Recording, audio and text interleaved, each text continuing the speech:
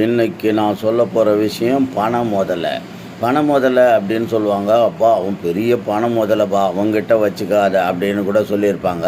ஆமாம், பணத்துக்கும் முதலைக்கும் என்ன சம்மந்தம் அப்படின்றது நமக்குள்ள ஒரு சந்தேகம் நிறைய இருக்க தான் செய்யும். ஏன்னா பணம் முதலைன்னா என்ன? பணத்தை போய் சாப்பிட்றதா, இல்லை முதல்ல மாதிரி வலிமையானவனா அப்படின்ற மாதிரி பல்வேறு கேள்விகள் இருக்கும். ஆனால் நம்ம பெரியவங்க வந்து பணம் முதல்ல அப்படின்னு சொல்லிடுவாங்க. பெரிய அரசியல்வாதியாக இருக்கட்டும், பெரிய அதாவது தமிழ்நாட்டில் இருந்து இப்போ ஜெகத் ரட்சகன் 50,000 கோடின்னுவானுங்க. இவனுங்கெல்லாம் பணம் முதல்ல அப்படின்வானுங்க. இவனுங்க அதாவது தண்ணிக்குள்ளே இருக்கிற முதலைங்களுடைய வலிமையை போல் இவனுங்க பணத்தை வச்சுக்கிட்டு பெரிய சக்தி வாய்ந்தவனுங்களாக இருப்பாங்க அப்படின்ற மாதிரி இருக்கும். ஆனால் மேலோட்டமாக பார்த்தா அப்படித்தான் அதற்கு விடை தெரியும். ஆனால் உண்மையிலே பணம் முதலைன்றதுக்கு வேறு ஒரு அர்த்தம் இருக்குது. அதாவது இதுக்கு வந்து ஆங்கிலத்தில் எப்படி சொல்கிறாங்கன்னா, relating to the way something is done. Relating to the way something is done. அதாவது எந்த ரூபத்திலையாவது போய் அவன் அதை சாதிச்சிருவான் அப்படின்னு. அரசாங்கம் வந்து வரி வசூலில் வந்து நிறையா வரி வசூல் ஏய்க்கப்படுகிறது. வரி அவேஷன் அப்படின்னு சொல்லுவாங்க. இந்த வரியை இப்போ தடுக்கிறதுக்கு ஏதாவது ஒரு திட்டங்களை போடுவான். இவன் ஒரு திட்டம் போட்டால் இந்த பணக்காரன் என்ன பண்ணுவான்? அவன் ஒரு திட்டம் போடுவான். அதனால தான் relating to the way something is done. அவன் எப்படியாவது அதை ஒரு குறுக்கு வழியில் போய் அந்த வரி அரசாங்கத்துக்கு போகாமல் அவன் தன்னுடைய பணத்தை கஜானாக்கு வர்ற மாதிரி பண்ணுவான்.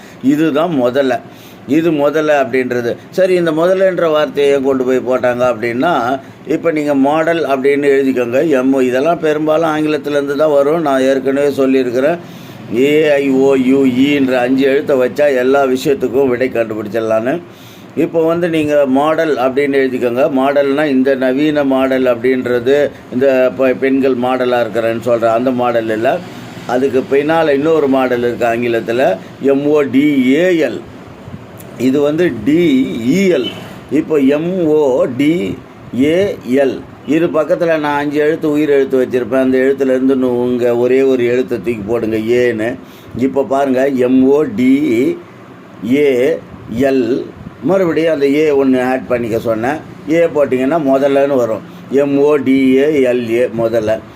இந்த முதல்ல அப்படின்ற மாடல் அப்படின்ற ஆங்கிலத்தினுடைய வார்த்தைக்கு relating to the way something is done அப்படின்றது தான் அர்த்தம். அதனால தான் அந்த வார்த்தைக்கு பக்கத்தில் ஒரு ஏவை போட்டுட்டு அப்படியே படிக்கிறான், முதல்லன்னு படிக்கிறான்.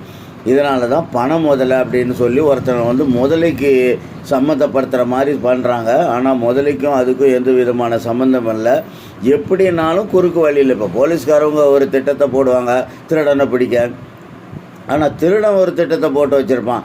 சிசி கேமரா வச்சா கேமராவை ஆஃப் பண்ணிவிட்டு உள்ளே போவாங்க. இல்லைன்னா கேமரா மேலே ஒரு துணியை ஏதோ ஒரு சினிமாலெல்லாம் பார்த்துருக்கோம், அது மேலே ஒரு துணியை ஏதோ ஒன்று கட்டி அது முன்னால் எந்த பக்கம் திரும்பினாலும் அந்த துணி தான் வரும். அப்படியெல்லாம் இருக்கிறது. இதுதான் முதல்ல. ஆனால் நம்ம என்ன நினச்சிக்கிறோம், கடலில் இருக்கிற முதல்ல போல் பணம் முதல்ல அப்படின்னா பெரிய பணக்காரன் அப்படின்ற மாதிரி தெரியும். அது பெரிய பணக்காரன் கிடையாது. எந்த வகையிலையும் பணத்தை அரசாங்கத்திட்ட இருந்தோ அதுக்கு குறுக்கு வழி கண்டுபிடிச்சி அதை சம்பாதிக்கக்கூடியவன். அதாவது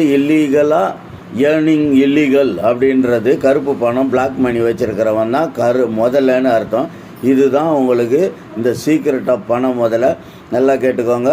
முதல்லன்றது ஆங்கிலத்தில் மாடல், MODAL மாடல். இதுக்கு உங்களுக்கு ஆன்சர் என்னடானா, relating to the way something is done. அவன் எந்த ஒரு வழியிலையோ ஏதோ ஒரு குறுக்கு வழியில் போய் அந்த சம்பந்தப்பட்ட அந்த வழியில் போய் அதை ஏமாற்றக்கூடியவன், பணத்தை ஏமாற்றக்கூடியவன் அப்படின்றது தான். அதனால தான் இதை பணம் முதல்ல அப்படின்னு சொல்கிறது.